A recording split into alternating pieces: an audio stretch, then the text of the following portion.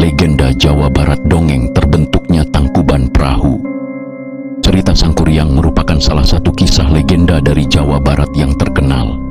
Cerita rakyat yang satu ini konon mengisahkan mengenai asal-usul terbentuknya Gunung Tangkuban Perahu yang berlokasi di utara kota Bandung. Cerita Sangkuriang mengisahkan mengenai Sangkuriang dan ibunya yang bernama Dayang Sumbi. Konon ceritanya akibat kejengkelan Sangkuriang, ia menendang perahu buatannya hingga melayang dan jatuh dalam posisi terbalik. Kisah inilah yang disebut-sebut mirip dengan bentuk Gunung Tangkuban, perahu yang seperti sebuah perahu yang sengaja diletakkan secara terbalik. Sebelum lanjut, silahkan like, share, komen, dan subscribe agar kamu tidak ketinggalan video terbaru dari Mistis Channel.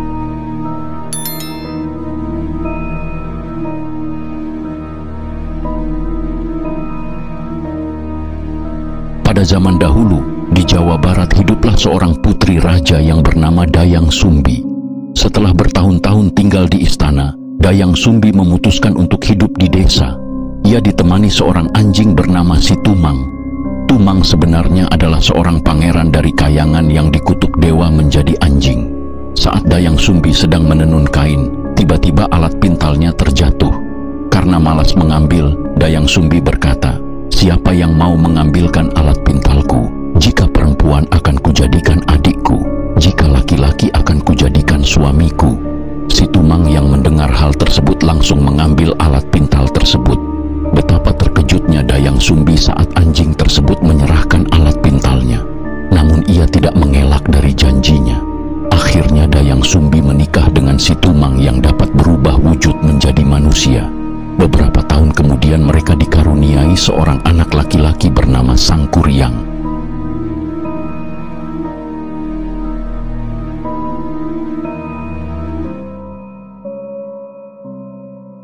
Sangkuriang gemar berburu dan selalu ditemani Tumang, anjing kesayangan istana. Sangkuriang sangat gemar berburu di dalam hutan. Setiap berburu, ia selalu ditemani oleh anjing kesayangannya, si Tumang. Suatu hari Dayang Sumbi ingin sekali makan hati rusa. Ia lantas menyuruh Sangkuriang mencarikannya untuk berburu rusa dan mengambil hatinya. Akhirnya dengan ditemani si Tumang, Sangkuriang pergi berburu ke hutan. Namun setelah seharian berjalan di hutan, ia tak juga menemukan rusa. Karena putus asa dan hari mulai gelap, terbesit di pikiran Sangkuriang untuk mengganti hati rusa tersebut dengan hati si Tumang. Lalu dipanahnya si Tumang dan diambil hatinya. Sangkuriang pun pulang ke rumah. Sejatinya Sangkuriang tidak tahu kalau anjing itu adalah ayah kandungnya.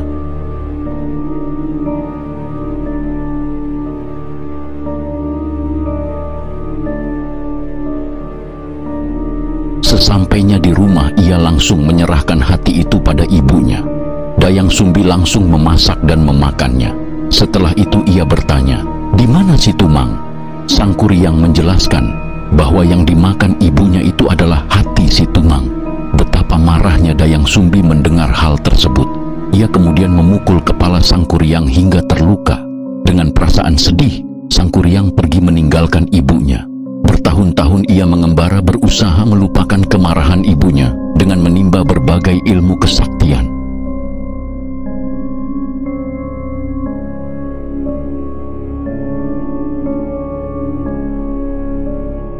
Sangkuriang tumbuh menjadi dewasa dan kembali ke desa.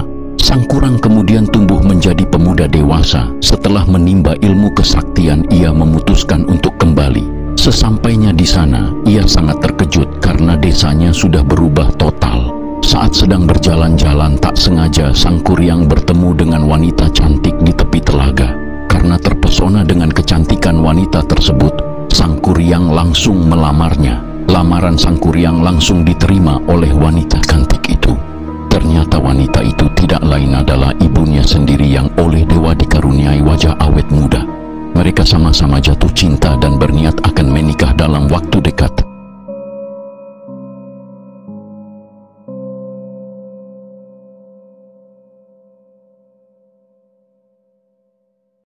Dayang Sumbi berencana menikah dan ternyata calon suaminya adalah anaknya sendiri, Sangkuriang. Suatu hari Sangkuriang meminta izin kepada calon istrinya itu untuk berburu di hutan. Sebelum berangkat, ia meminta Dayang Sumbi untuk mengencangkan dan merapikan ikat kepalanya. Alangkah terkejutnya Dayang Sumbi, karena pada saat ia merapikan ikat kepala Sang Kuryang, ia melihat ada bekas luka. Ia mengenali bekas luka itu. "Kakanda, mengapa ada bekas luka di kepalamu?" tanya Dayang Sumbi.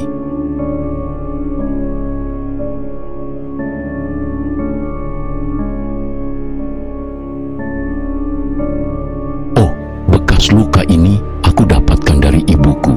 Ia memukul kepalaku dengan sendok nasi." "Mengapa beliau memukul Kakanda?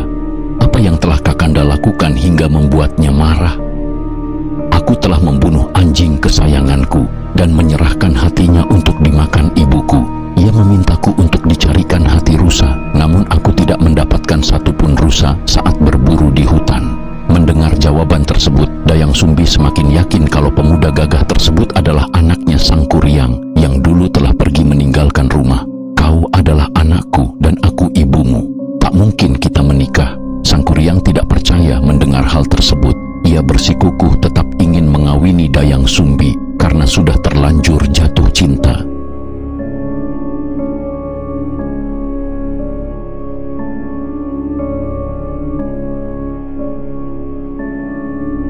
Dayang Sumbi mengajukan syarat pernikahan yang berat. Untuk membatalkan niat Sang Kuryang, Dayang Sumbi lantas meminta syarat. Ia mau dinikahi asal Sang Kuryang mampu membuatkan telaga besar dan perahu di atas bukit dalam waktu semalam. Jika Sang Kuryang gagal memenuhi syarat tersebut, maka pernikahan itu akan dibatalkan. Melalui kesaktiannya dan dibantu ribuan jin, Sang Kuryang memenuhi permintaan itu. Sementara di sisi lain, Dayang Sumbi diam-diam mengintip hasil kerja dari Sang Kuryang. Betapa terkejutnya ia karena Sang Kuryang hampir menyelesaikan semua syarat yang ia berikan sebelum fajar.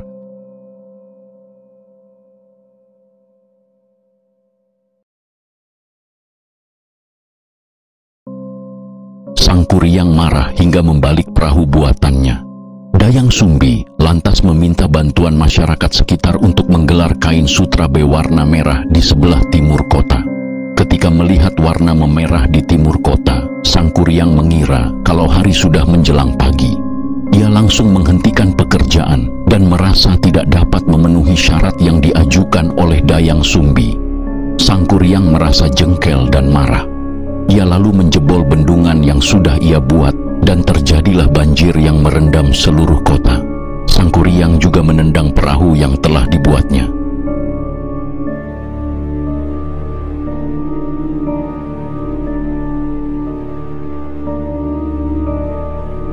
Akhir cerita Sang Kuryang.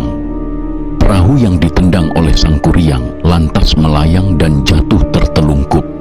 Perahu tersebut menutup telaga yang belum selesai dibuat oleh Sang Kuryang. Konon ceritanya perahu yang ditendang oleh Sang Kuryang berubah menjadi sebuah gunung besar yang kini dikenal dengan nama Tangkuban Perahu. Itulah cerita singkat tentang Sang Kuryang. Semoga kita dapat pelajaran dari kisah tersebut. Sobat Mistis, tulis pendapatmu di kolom komentar. Terima kasih.